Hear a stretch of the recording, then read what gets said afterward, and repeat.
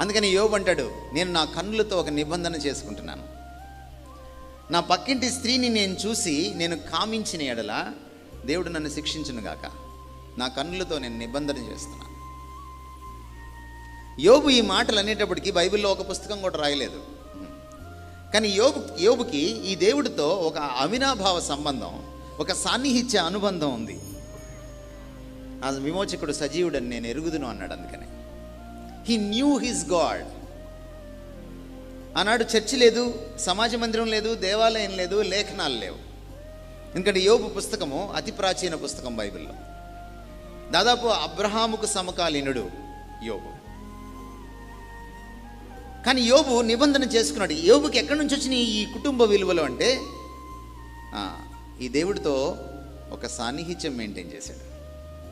ఆ సాన్నిహిత్యంలో ఆయనకి తెలిసింది